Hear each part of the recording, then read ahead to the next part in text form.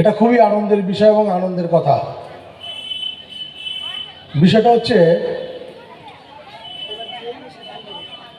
যে আমাদের জীবনে দীক্ষার প্রয়োজন কেন।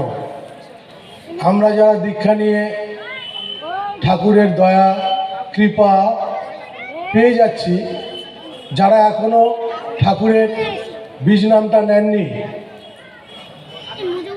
আমরা যারা কর্মী আছি বা উপস্থিত যারা মা ভাই ও বোনেরা আছেন, তারা যখন যান দীক্ষার যাজন করতে, এই কথাটা শুনতে হয় যে দীক্ষা কেন নেব।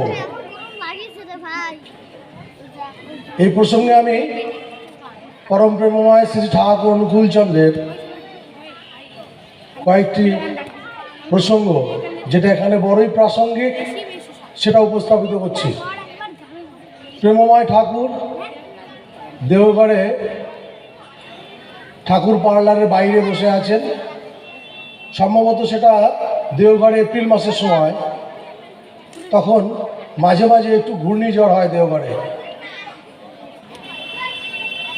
ঠাকুর বসে আছেন বাইরে চকিতে, পার্শ্বদরা পরিবেষ্টিত হয়ে বসে আছেন, কথোপকথন হচ্ছে। এমন সময় একটু ঘূর্ণিঝড় এলো।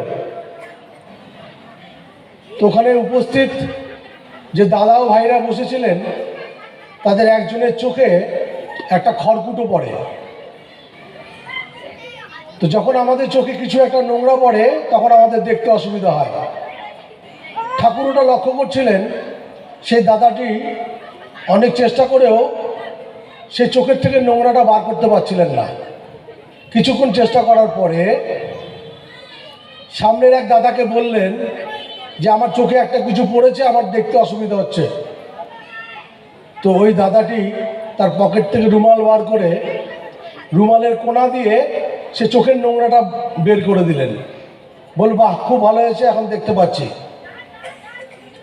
তখন ঠাকুর বলছেন, আমরা চোখ দিয়ে দেখতে পাই, আমরা চোখ দিয়ে দেখতে পাই, কিন্তু চোখে যদি একটু নোংরা পড়ে, সেই চোখ দিয়ে কিন্তু আমরা দেখতে পাই না। তাই সামান্য এই একটা চোখ, যে চোখ দিয়ে আমরা দেখি, সেই চোখে নোংরা পড়লে আমরা কিছুই দেখতে পাই না। আর এত বড় জীবনটা আমাদের, সেই জীবনটাকে যদি সুস্থ সুন্দর এবং ভালো মতো চালিয়ে নিতে হয়, তার জন্য একটা গুরুর প্রয়োজন।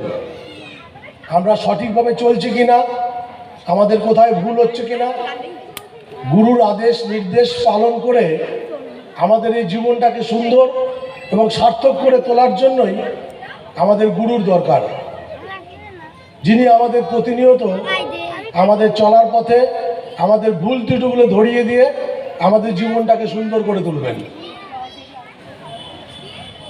আমরা যারা দীক্ষা নিয়েছি, তারা আমরা ঠাকুরের দয়া অবিরত পেয়ে যাচ্ছি।